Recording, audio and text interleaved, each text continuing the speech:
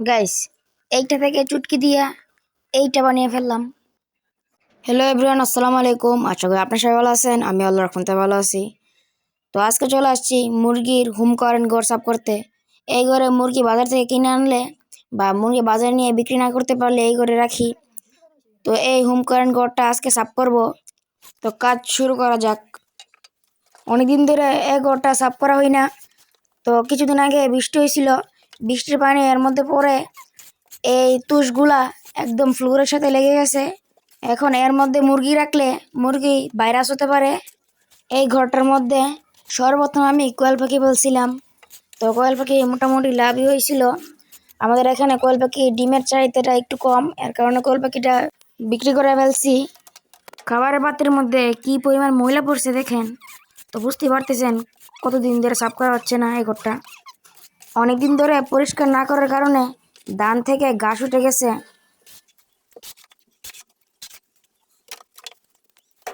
এই তুষগুলা গাছের গোড়ায় ফেলে দিলাম, সার হিসেবে ব্যবহার হবে।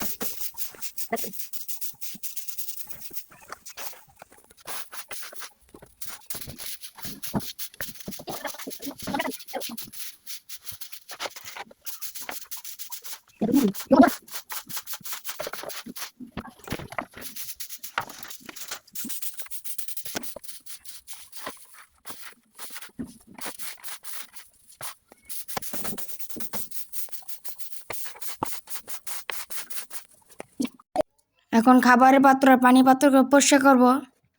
দেখেন খাবারের পাত্র কত পরিমাণ ময়লা জমছে, একদম চট বেঁধে লাগে আছে।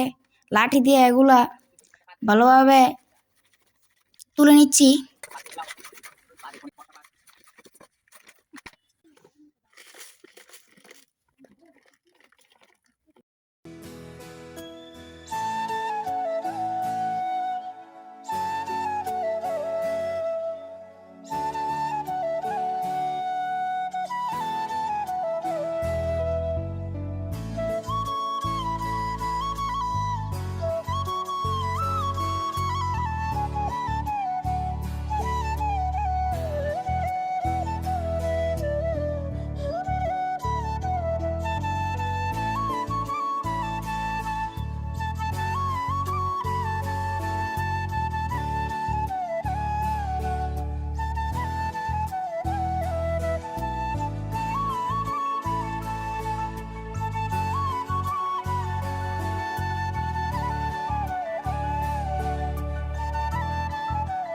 ধোয়া হয়ে গেছে, এগুলাকে এখন নিয়ে রোদ্রে দিব।